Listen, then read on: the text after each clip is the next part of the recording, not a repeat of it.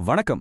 இந்த வருஷத்தோட தொடக்கத்துல தமிழ்நாட்டுல மூலை முடுக்கெல்லாம் ஒரே பேச்சா இருந்த ஒரு விஷயத்தை பத்தி தான் நாம இன்னைக்கு விலாவரியா பார்க்க போறோம். அது வேற எதுவும் இல்ல, நம்மளோட பொங்கல் பரிசு தொகுப்பு தான். அப்போ எல்லாரும் மனசுலயும் இருந்த ஒரு பெரிய கேள்வி தான், பரவலா பேசிக்கிட்ட மாதிரி அரசாங்கம் 5000 ரூபாய் கொடுத்து அசத்த போகுதா, இல்ல இந்த வருஷம் மக்களுக்கு ஏமாற்றம் தானா?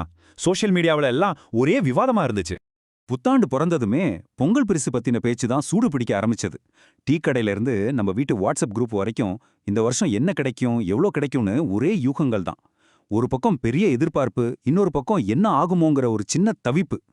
முக்கியமா எல்லாரும் என்ன யோசிச்சாங்கன்னா, விலைவாசி எல்லாம் ஏறிக்கிட்டு போகுதே, இந்த நேரத்துல அரசாங்கம் தாராளமா இருக்குமா, 5000 ரூபாய் கிடைக்கும்னு ஒரு வதந்தி கிளம்பினதுனால மக்களோட எதிர்பார்ப்பு இன்னும் அதிகமாயிடுச்சு. இதனால அரசாங்கத்துக்கும் ஒரு பெரிய அழுத்தம் உருவாச்சுன்னே சொல்லலாம்.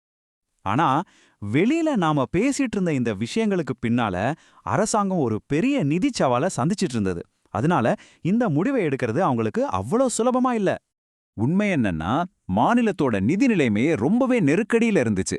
இவ்ளோ பெரிய தொகையை ரொக்கமா கொடுக்கறதுக்கு முன்னாடி அதிகாரிகள் ரொம்பவே யோசிக்க வேண்டியிருந்தது. இது ஒரு பக்கம் மக்களோட எதிர்பார்ப்பு, இன்னொரு பக்கம் அரசாங்க கஜானாவோட யதார்த்தம். இது ரெண்டுக்கும் நடுவுல ஒரு பெரிய போராட்டமே நடந்துச்சு. ரொம்ப நாள் விவாதங்களுக்கு அப்புறம் ஒரு வழியா ஒரு முடிவுக்கு வந்தாங்க. பரிசு திட்டத்துக்கு பச்சை கொடி காட்டிட்டாங்க. ஆனா அது நிறைய பேர் எதிர்பார்த்த மாதிரி இல்ல. தகுதி இருக்கிற ஒவ்வொரு அரிசி அட்டைதாரருக்கும் 3000 ரூபாய் ரொக்க பரிசு வழங்கப்படும்னு அரசாங்கம் அதிகாரப்பூர்வமா அறிவிச்சது. வதந்தியா பரவுன 5000 ரூபாய் இல்லைனாலும் இந்த 3000 ரூபாயே ஒரு வரலாற்று சாதனை தாங்க. ஏன்னா 2021ல கொடுத்த 2500 ரூபாயை விட இது அதிகம்.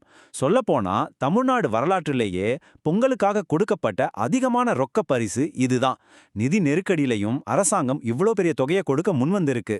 சரி, அப்போ இந்த வரலாற்று சிறப்புமிக்க பொங்கல் தொகுப்புல பணம் மட்டும்தானா, இல்ல வேற என்னெல்லாம் இருக்கு? யாருக்கெல்லாம் இது கிடைக்கும்? வாங்க இன்னும் கொஞ்சம் டீட்டெயிலா பார்க்கலாம்.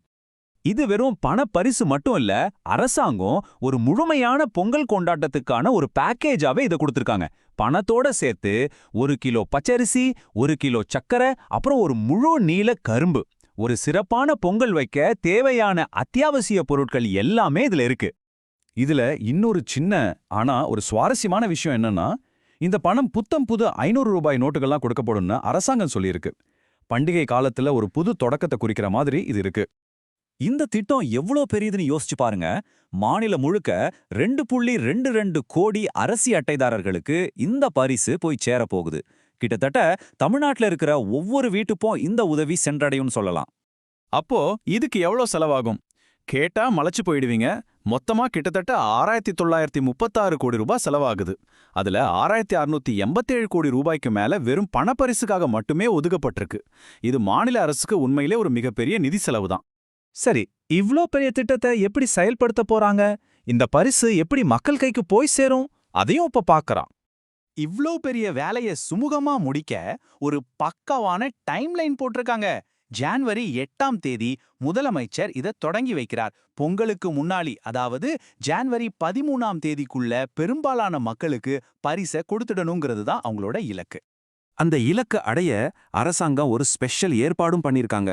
வழக்கமா வார விடுமுறையான ஜனவரி 9ஆம் தேதி கூட ரேஷன் கடைகள் இயங்கும்னு சொல்லியிருக்காங்க. எதுக்குன்னா எல்லாருக்கும் சீக்கிரமா பரிசு கிடைக்கணுங்கிறதுக்காக தான் இந்த ஏற்பாடு. உணவுப் பொருள் வழங்கல் துறையோட இந்த அதிகாரப்பூர்வ உத்தரவு அரசாங்கத்தோட உறுதியை தெளிவா காட்டுது.